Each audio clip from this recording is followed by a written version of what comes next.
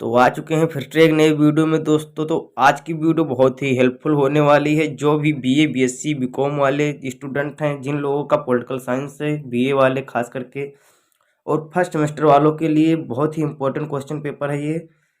अगर इसमें से आप लोग तैयारी कर लेते हैं तो 100% आप लोगों का पूरा क्वेश्चन पेपर फंस जाएगा। जो जो मैं क्वेश्चन बताने वाला हूँ बहुत ही इंपॉर्टेंट क्वेश्चन है वो सब। तो ये सब क्वेश्चन आप लोगों को ध्यान में रखते हुए याद करना है और अच्छे से तैयारी करना है। तो देखते हैं कितने क्वेश्चन हैं और किस प्रकार से क्वेश्चन आने वाले हैं। तो सभी क्वेश्चनों को मैं क्वेश्चन और आंसर सहित आप लोगों को प्रोवाइड किया हूं इस वीडियो में। तो और इसका पीडीएफ आप लोगों को डिस्क्रिप्शन में मिल जाएगा। टेलीग्राम चैनल पर भी उपलब्ध है और व्हाट्सएप ग्रुप में भी मैं प्रोवाइड करता रहता हूं। तो यदि अभी तक आप लोगों ने उसे ज्वाइन नहीं किया है तो आप लोग उसे ज्वाइन कर लें। और चलिए बिना देरी के वीडियो को स्टार्ट करते हैं। तो मैं हूं अखिलेश कुमार, आप देख रहे हैं अपना YouTube channel B student classes. तो ये जो कि है महासंग्राम वीडियो है बीए फर्स्ट सेमेस्टर वालों के लिए। तो जो कि पहला क्वेश्चन है कि अनुसूचित जनजाति किसे कहते हैं, या जनजाति आयोग के गठन पर प्रकाश डालिए। तो आप लोगों को पता ही होगा कि जो सबसे निम्न जाति है उसे अनुसूचित जाति और जनजाति में रखा गया है, जिसे आप लोग कहते हैं एससी कैटेगरी और एससी या एसटी कैटेगरी। तो इसके अंतर्गत ये पहले ये जानेंगे किसे कहते हैं और इसका आयोग का गठन जो हुआ था कब हुआ था या किस प्रकार से हुआ था, इसके बारे में हम चर्चा करेंगे।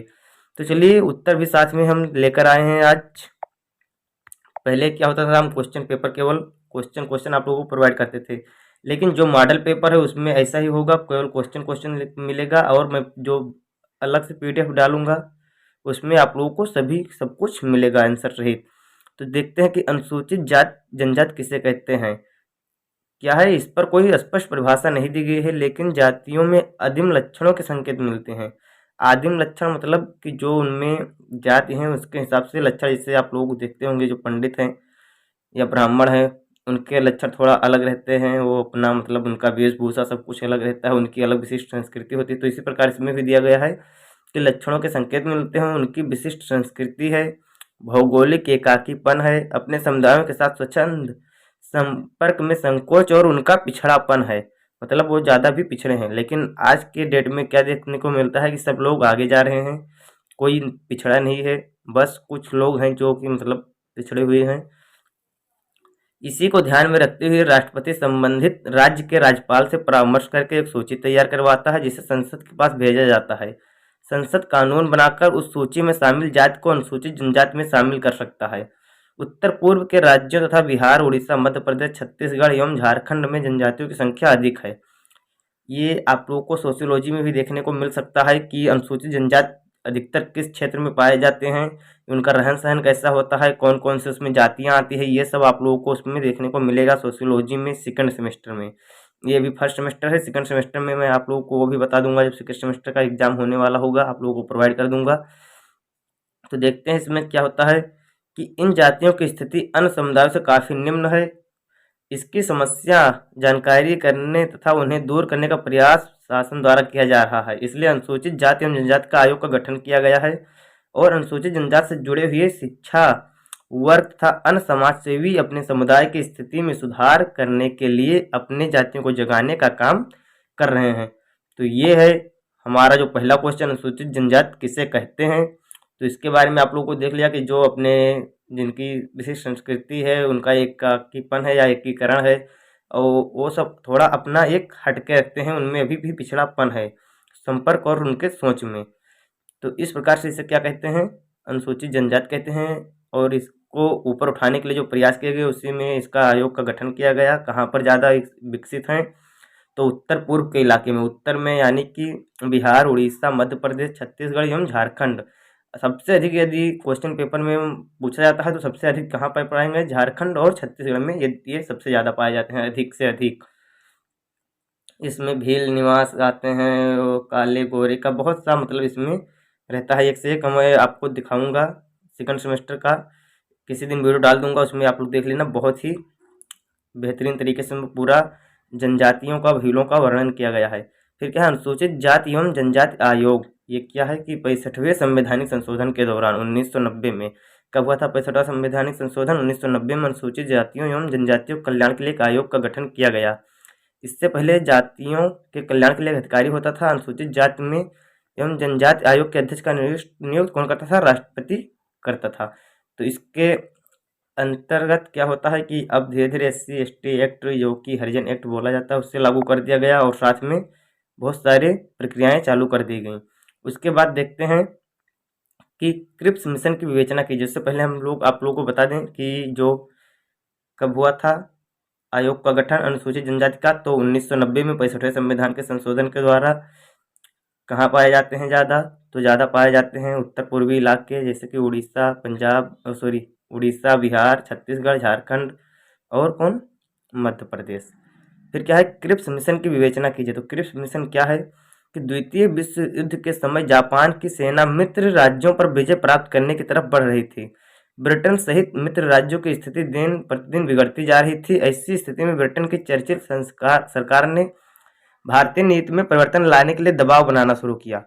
तो इससे क्या हुआ कि जो भारतीय राजनीतिक गतिरोध थे उसको 11 मार्च 1942 को क्या किया? कॉमन्स सभा में घोषणा की और वह सर स्टेफर्ड क्रिप्स को भारत भेज रहे हैं।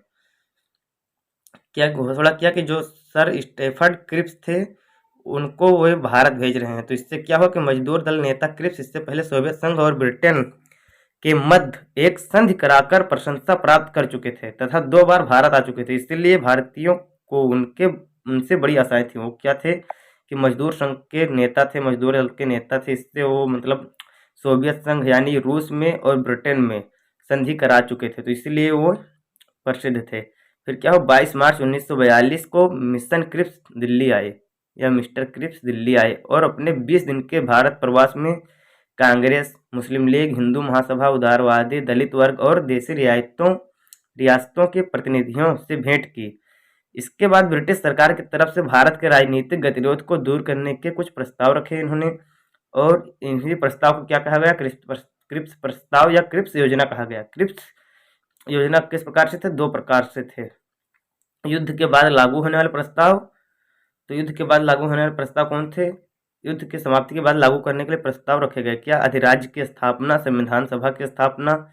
संविधान सभा में भारतीय रियासतों को प्रतिनिधित्व, यानी कि भारतीय जो संविधान थे, संविधान में भारतीय जो रियासत थे उनका प्रतिनिधित्व होना चाहिए, प्रतिनिधित्व।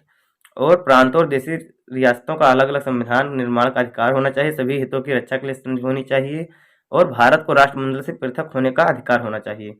फिर क्या? तत्काल लागू करने के लिए निम्न प्रस्तावों की घोषणा की गई। प्रस्ताव की सुरक्षा की गारंटी ब्रिटिश सरकार की रहेगी। भारत सरकार की जो सुरक्षा है वो गारंटी ब्रिटिश सरकार की रहेगी। फिर क्या है? भारतीय संविधान में वर्णित नागरिकों के मूल कर्तव्य बताइए। तो मूल कर्तव्य किसमें दिया गया है? 1976 में 42वें संशोधन के द्वारा संविधान के कितने भाग 4 में अनुच्छेद 51 के अंतर्गत 51 का जोड़ा गया। लेकिन इससे भाग 3 में दिए गए मूल अधिकारों के साथ पढ़ा जाता है। क्या? मौलिक कर्तव्य और मूल अधिकार। भारतीय नागरिकों के लिए जो 10 मूल कर्तव्य बताए गए हैं वे निम्न हैं। संविधान, राष्ट्रध्वज एवं राष्ट्रगान का सभी नागरिक सम्मान करेंगे। ये आप लोगों को असाइनमेंट में ज़्यादा पूछा जाता है। जो आंतरिक मूल्यांकन होता है उसमें बहुत ज़्यादा ये पूछते हैं कि भारत के जो मूल कर्तव्य हैं या मौलिक कर्तव्य है उनका, जो 10 मूल कर्तव्य उनका बताइए, वर्णन कीजिए यहाँ पर। फिर क्या है? प्रत्येक नागरिक स्वतंत्रता संग्राम के पावन आदर्शों का अनुसरण करेंगे। सभी नागरिक भारत की संप्रभुता, एकता और अखंडता को प्रोत्साहन देंगे। प्रत्येक नागरिक देश की रक्षा करेंगे। भारत के सभी लोगों में एकता की भावना को विकसित किया जाएगा। प्रत्येक नागरिक हमारी संस्कृति की गौरवशाली परंपरा का महत्व समझेगा और संरक्षण करेगा। नंबर 7 क्या है कि प्राकृतिक पर्यावरण की रक्षा सभी नागरिक करेंगे। ये एकदम अनिवार्य रूप से था, ये सब मौलिक कर्तव्य मतलब बोल दिया गया था कि ये सब मौलिक कर्तव्य ये करना ही पड़ेगा। वैज्ञानिक दृष्टिकोण और ज्ञानार्जन की भावना का विकास करेंगे। सार्वजनिक संपत्ति को सुरक्षित रखने के लिए प्रत्येक नागरिक क्या है? दृढ़ रहेंगे या अडिग रहेंगे। व्यक्तिगत और सामूहिक गतिविधियों के सभी क्षेत्रों में उत्कर्ष की ओर बढ़ने का सतत प्रयास किया जाएगा। तो ये थे मौलिक कर्तव्य। देखते हैं नेक्स्ट क्वेश्चन क्या है। नेक्स्ट क्वेश्चन हमारा क्या है? संघीय मंत्रिपरिषद की रचना एवं अधिकारों का वर्णन कीजिए। जो संघीय मंत्रिपरिषद हैं वो क्या है कि राष्ट्रपति के कार्यों में सहायता एवं परामर्श के लिए एक मंत्रिपरिषद होती है जिसका अध्यक्ष प्रधानमंत्री होता है। और प्रधानमंत्री की नियुक्ति क्या है? राष्ट्रपति द्वारा की जाती है तथा अन्य मंत्रियों की नियुक्ति वह प्रधानमंत्री के परामर्श से करता है। अनुच्छेद 75 में मंत्रिपरिषद के बारे में निम्न बातें कही गई हैं। निम्न बातें क्या है वो मैं आप लोगों को नेक्स्ट वीडियो में प्रोवाइड कर दूंगा। और जो है ये क्या है, चुनाव कैसे होता है कि प्रधानमंत्री की सलाह से राष्ट्रपति अन्य मंत्रियों की नियुक्ति करेगा। सभी मंत्री राष्ट्रपति के प्रासाद पर्यंत अपने पद पर बने रहेंगे। और क्या है, सामूहिक रूप से लोकसभा के प्रति उत्तरदायी कौन होगा, मंत्रिपरिषद ही रहेंगे। प्रत्येक मंत्री को अपना पद धारण करने के पूर्व राष्ट्रपति के समक्ष पद एवं गोपनीयता की शपथ करनी होगी। वो तो करना रहता है, आप लोग देखते ही अधिकतर अगर मूवी वगैरह में कि किस प्रकार से सब लोग अपना शपथ लेते हैं, शपथ ग्रहण करते हैं। यदि कोई मंत्री पद धारण करते समय संसद के किसी सदन का सदस्य नहीं है तो वह 6 माह के अंदर संसद सदस्य होना आवश्यक है। संसद के किसी सदन यानी कि लोकसभा या राज्यसभा का सदन होना आवश्यक है यदि आप मंत्री पद पर स्थान ग्रहण करते हैं तो, अन्यथा आप लोगों को वहां पर स्वीकृति नहीं दी जाएगी, वहां पर आप लोगों को पद नहीं मिलेगा। सभी मंत्रियों को वेतन भत्ते एवं अन्य सभी सुविधाएं मिलेंगी जिसे संसद विधि द्वारा निर्धारित करती है। फिर क्या है, मंत्रिपरिषद के कार्य क्या है कि केंद्रीय मंत्रिपरिषद की शक्तियों का अध्ययन निम्न रूप में किया जाता है। कैसे कि देश की नीतियों को निर्धारित करना, विदेशी नीति पर नियंत्रण करना और पदाधिकारियों की नियुक्ति करना। फिर क्या है, कार्यपालिका शक्तियां हैं। ये विधायी शक्तियां क्या है, विधायी शक्तियां में व्यवहार में विधि निर्माण की संपूर्ण शक्तियां मंत्रिपरिषद में निहित होती हैं। मंत्रिपरिषद उसी दल का होता है जिसे निम्न सदन में स्पष्ट बहुमत प्राप्त होता है, इसलिए संसद मंत्रिपरिषद के निर्णयों को स्वीकार कर लेती है। अध्यादेश जारी करने का अधिकार राष्ट्रपति को है, लेकिन व्यवहार में उसका प्रयोग मंत्रिमंडल ही करता है। फिर क्या है, तीसरा है वित्तीय शक्तियां। विधायी शक्तियां में जो धन से मतलब लेना देना रहता है वो पूरा इसी के अंतर्गत आता है, विधायी शक्तियां के अंतर्गत। और जो वित्तीय शक्तियां हैं, सॉरी विधायी शक्तियां में जो विधायी मतलब क्या था, विधि मतलब कानून या नियम, तो ये कानून नियम के है। वित्तीय मतलब देश का जो बजट मंत्रिमंडल है की नीति और वित्त मंत्री तैयार करता है और वही उसे लोकसभा में प्रस्तुत करता है। देश की आर्थिक नीतियों को निर्धारित करने का उत्तरदायित्व मंत्रिपरिषद का ही होता है। इसलिए प्रत्येक वर्ष संसद के सम्मुख संभावित आय व्यय का ब्यौरा प्रस्तुत किया जाता है। फिर क्या देखते हैं कि न्यायिक तथा अन्य शक्तियां। न्यायिक शक्तियां क्या होती हैं, सभी अन्य शक्तियां मंत्रिपरिषद में निहित होती हैं। न्याय के द्वारा सभी न्यायालयों में सभी व्यक्तियों को कानून के समक्ष समान माना गया है।